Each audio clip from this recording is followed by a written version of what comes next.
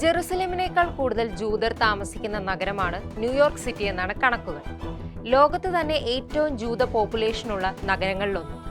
ആ നഗരത്തിന്റെ മേയറായാണ് ഇസ്രായേലിന്റെ വംശഹത്യയെ തരിമ്പും കൂസലില്ലാതെ എതിർക്കുന്ന സൊഹ്റാൻ മംദാനി തിരഞ്ഞെടുക്കപ്പെട്ടിരിക്കുന്നത്. ഇസ്രായേലിനൊപ്പം അമേരിക്കയുണ്ടെന്ന് നിരന്തരം വമ്പ് കാണിക്കുന്ന ബെഞ്ചമിൻ നെതന്യാഹുവിനെ ജൂതരടക്കമടങ്ങുന്ന അമേരിക്കൻ ജനത നൽകിയ മറുപടി കൂടിയായാണ് മംദാനിയുടെ വിജയം കണക്കാക്കപ്പെടുന്നത്. രാഷ്ട്രീയത്തിലേക്ക് ചുവടുവെച്ച നാളുകൾ മുതൽ മംദാനി പലസ്തീൻ ജനത ഇസ്രായേലിൽ നിന്നും നേരിടുന്ന അധിനിവേശത്തെക്കുറിച്ച് ഉറക്കെ സംസാരിച്ചിട്ടുണ്ട്. ന്യൂയോർക്ക് മേയർ തെരഞ്ഞെടുപ്പിൽ ഡെമോക്രാറ്റിക് പാർട്ടിയുടെ സ്ഥാനാർത്ഥിയായി എത്തിയ ശേഷം അയാളുടെ പലസ്തീൻ അനുകൂല നിലപാടുകൾക്ക് ശക്തി പ്രാപിച്ചിട്ടേയുള്ളൂ. ഇസ്രായേൽ പലസ്തീനിൽ നടത്തുന്നത് വംശഹത്യയാണെന്ന് പലതവണ പരസ്യമായി തന്നെ മംദാനി അഭിപ്രായപ്പെട്ടു. അപ്പോഴെല്ലാം അമേരിക്കയിലെ ജൂതർ താങ്കൾക്കെതിരെ നിലപാടെടുക്കുമെന്നും പരാജയപ്പെടുമെന്നും മംദാനിയോട് പറഞ്ഞവർ ഏറെയായിരുന്നു. എതിർ സ്ഥാനാർത്ഥികൾ അകമഴിഞ്ഞ് ഇസ്രായേലിനൊപ്പം നിൽക്കുകൂടി ചെയ്യുന്നുണ്ടായിരുന്നു. എന്നാൽ മംദാനി ന്യൂയോർക്കിൽ 50% വോട്ട് നേടി ജയിച്ചു കയറി. എന്തായിരിക്കാം അതിനുള്ള കാരണം?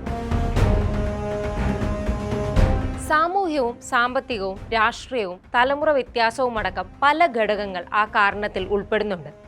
ഇസ്രയേൽ ഭരണകൂടം നടത്തുന്ന വംശഹത്യയെ ന്യായീകരിക്കാനും അതിനോട് ഐക്യപ്പെട്ടു നിൽക്കാനും അമേരിക്കയിലെ എല്ലാ ജൂതരും തയ്യാറാകുന്നില്ല എന്നതാണ് അതിലെ ഏറ്റവും സുപ്രധാനമായത്. ഇസ്രയേലും ജൂതരും രണ്ടാണെന്ന് പറയുന്ന, സയണിസത്തെയും ജൂതരെയും ഒന്നിച്ചു കെട്ടാൻ നിൽക്കരുതെന്ന് പറയുന്ന ജൂത സമൂഹവും അവിടെയുണ്ട്. ജൂയിഷ് വോയ്സ് ഫോർ പീസ് പോലുള്ള സംഘടനകൾ മംദാനിക്ക് പൂർണ്ണ പിന്തുണ പോലും പ്രഖ്യാപിച്ചിരുന്നു.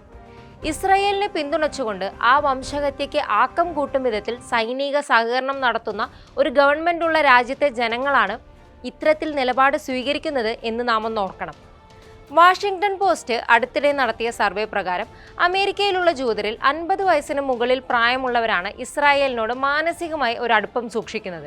18 വയസ്സിനും 34 വയസ്സിനും ഇടയിലുള്ള ജൂത യുവാക്കളിലെ വലിയൊരു ശതമാനവും ഇസ്രായേലുമായി തങ്ങളെ അസോസിയേറ്റ് ചെയ്തു നിർത്താൻ ആഗ്രഹിക്കാത്തവരാണ്. 2023 ഒക്ടോബർ 7 ഹമാസ് ആക്രമണത്തിന് ശേഷം ഇസ്രായേൽ കഴിഞ്ഞ 2 വർഷത്തോളമായി ഗാസയിൽ തുടരുന്ന പലസ്തീൻ വംശഹത്യയോട് എതിരഭിപ്രായമുള്ള അമേരിക്കൻ ജൂതർ ഏറെയാണ്. സ്വതന്ത്ര പലസ്തീനും ഇസ്രായേലും രാഷ്ട്രങ്ങളായി മാറുന്ന ദ്വിരാഷ്ട്രവാദത്തെ പിന്തുണയ്ക്കുന്ന ജൂതരുടെ എണ്ണവും കൂടി വരികയാണ്. അമേരിക്കയിലെ പലസ്തീൻ അനുകൂല റാലികളിലെ ജൂതരുടെ സാന്നിധ്യം അത് വ്യക്തമാക്കുന്നുണ്ട്. ജൂത കുടുംബങ്ങളുടെ വാട്സപ്പ് ഗ്രൂപ്പുകളിൽ ഇപ്പോൾ പഴയ തലമുറയും പുതിയ തലമുറയും തമ്മിലുള്ള അഭിപ്രായ സംഘട്ടനമാണ് നടക്കുന്നതെന്നാണ് CNN നൽകിയ പ്രതികരണത്തിൽ ഒരാൾ പറഞ്ഞത്. ഡെമോക്രാറ്റുകളെ പിന്തുണയ്ക്കുന്ന പാരമ്പര്യമാണ് പൊതുവെ അമേരിക്കയിലെ ജൂതർക്കിടയിലുള്ളത്. കുടിയേറ്റ വിരുദ്ധരായ റിപ്പബ്ലിക്കൻസിനോട് അവർ ഇന്നും അകലം പാലിച്ചിരുന്നു. ഇതും ഡെമോക്രാറ്റിക് സ്ഥാനാർത്ഥിയായ മംദാനിക്ക് പിന്തുണ ലഭിക്കാൻ കാരണമായിട്ടുണ്ട്. ഡെമോക്രാറ്റിക് പാർട്ടി നേതാക്കളിൽ ഒരാളായ ജൂതവംശജനായ ബ്രാഡ് ലാൻഡർ സൊഹ്റാൻ മംദാനിയെ പിന്തുണച്ച് രംഗത്ത് വന്നതും ഏറെ ശ്രദ്ധ നേടിയിരുന്നു.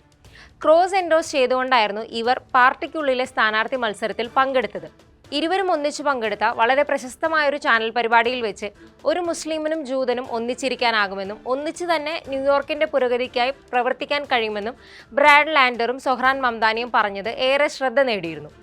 ജെറി നാഡ്ലർ എന്ന ജൂതനായ മറ്റൊരു പ്രമുഖ ഡെമോക്രാറ്റിക് നേതാവും മംദാനിയുടെ പ്രചാരണ പരിപാടികളിൽ ശക്തമായി രംഗത്തുണ്ടായിരുന്നു. ന്യൂയോർക്കിലെ സാധാരണക്കാർ നേരിടുന്ന സാമ്പത്തിക അസമത്വവും ഞെരുക്കവുമാണ് മംദാനിയിലേക്ക് ജൂത സമൂഹത്തെയും ആകർഷിച്ചതെന്നാണ് മറ്റൊരു വീക്ഷണം. അമേരിക്കയിലെ ജൂതരിൽ സാമ്പത്തികമായി മെച്ചപ്പെട്ടവർ ഏറെയുണ്ടെങ്കിലും ഉയർന്നു വരുന്ന ജീവിത ചെലവുകൾ വലിയൊരു വിഭാഗത്തെ ബാധിച്ചിട്ടുണ്ട്. അതുകൊണ്ട് തന്നെ ന്യൂയോർക്ക് നിവാസികളുടെ വാടക നിരക്ക് മരവിപ്പിക്കുക, സൗജന്യ ബസ് യാത്രാ സൗകര്യം, ആഗോള ശിശുക്ഷേമം തുടങ്ങിയവയടക്കം മംദാനി അവതരിപ്പിച്ച ഓരോ നയങ്ങളും ഇവരെയും ആകർഷിച്ചിട്ടുണ്ട്. മെച്ചപ്പെട്ട ജീവിതവും സാമ്പത്തിക തുല്യതയും സ്വപ്നം കാണുന്ന യുവാക്കൾ മംദാനിക്കായി വോട്ട് ചെയ്യുമെന്ന എക്സിറ്റ് പോൾ സർവേ ഫലങ്ങൾ യാഥാർത്ഥ്യമായി. മംദാനി മേയറായി തെരഞ്ഞെടുക്കപ്പെട്ടതിന് പിന്നാലെ ഇസ്രായേൽ നടത്തുന്ന വംശഹത്യയ്ക്കും നെതന്യാഹുവിനുമെതിരെ അദ്ദേഹം സ്വീകരിച്ച ഓരോ നിലപാടും വീണ്ടും ചർച്ചയാവുകയാണ്. രാജ്യാന്തര ക്രിമിനൽ കോടതി യുദ്ധക്കുറ്റവാളിയായി വിധിച്ച നെതന്യാഹുവിനെ ന്യൂയോർക്കിൽ കാലുകുത്തിയാൽ അറസ്റ്റ് ചെയ്യുമെന്ന് മംദാനി മാധ്യമപ്രവർത്തകർക്ക് മുൻപിൽ പറഞ്ഞിട്ടുണ്ട്. മറ്റൊരിക്കൽ ഒരു ചർച്ചയ്ക്കിടെ മേയറായി തിരഞ്ഞെടുക്കപ്പെട്ടാൽ ആദ്യം സന്ദർശിക്കുന്ന രാജ്യം ഏതായിരിക്കുമെന്ന ചോദ്യത്തിന് ഇസ്രായേൽ എന്ന് മറ്റെല്ലാ സ്ഥാനാർത്ഥികളും മറുപടി നൽകിയപ്പോൾ ഞാൻ ന്യൂയോർക്കിൽ തന്നെ കാണും, ഇവിടെയുള്ളവർക്കാണ് എന്നെക്കൊണ്ട് ആവശ്യം എന്നായിരുന്നു ലേശം കൂസലില്ലാതെ മംദാനിയുടെ മറുപടി. കഫിയ ധരിച്ചും വംശഹത്യയ്ക്ക് ഫണ്ട് ചെയ്തെന്ന പ്ലക്കാർഡ് ഉയർത്തിയും പലസ്തീൻ അനുകൂല റാലികളിൽ സൊഹ്റാൻ മംദാനി അണിനിരന്നിട്ടുണ്ട്. ഈ ഇസ്രായേൽ വിരുദ്ധ നിലപാടുകളുടെ പേരിൽ മംദാനിയുടെ മുസ്ലിം സ്വത്വത്തെ കൂടി ചേർത്ത് വെച്ചുകൊണ്ട് വ്യാപകമായ വിദ്വേഷ പ്രചരണം അമേരിക്കയിൽ നടന്നിരുന്നു. ഇസ്രായേൽ വിരുദ്ധനെന്നും ജൂതവിരുദ്ധനെന്നും നിരന്തരം മംദാനിക്കെതിരെ ചാപ്പയടികളുണ്ടായി. ഹമാസ് അനുകൂലിയും ജിഹാദിനെ പിന്തുണയ്ക്കുന്നവനുമായി ചിത്രീകരിക്കപ്പെട്ടു. അപ്പോഴെല്ലാം സൊഹ്റാൻ മംദാനി കൃത്യതയോടെ തന്റെ നിലപാട് ആവർത്തിച്ചു പറഞ്ഞു. ഇസ്രായേൽ അമേരിക്കൻ സർക്കാരുകളുടെ നയങ്ങൾക്കെതിരെയാണ് താൻ സംസാരിക്കുന്നതെന്നും അല്ലാതെ ജൂതർക്കെതിരെയല്ലെന്നും ക്രിസ്റ്റൽ ക്ലിയറായി മറുപടി നൽകി. ഒരു ചോദ്യത്തിൽ നിന്നും ഒളിച്ചോടിയില്ല. നിറഞ്ഞ പുഞ്ചിരിയോടെ സ്വതസിദ്ധമായ ആ ഒരു ഊർജ്ജസ്വലതയോടെ തന്നെ മംദാനി തിരഞ്ഞെടുപ്പ് പ്രചാരണം തുടർന്നു.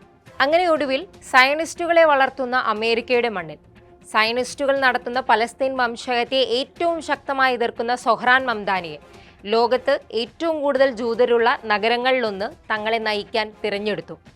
ഇസ്രായേൽ വംശഹത്യയോട് ഭരണകൂടം സ്വീകരിക്കുന്ന നിലപാടല്ല ജനങ്ങൾക്ക് എന്ന് വ്യക്തമാക്കുന്ന വിജയമാണ് മംദാനിയുടേതെന്ന് നിസ്സംശയം പറയാം.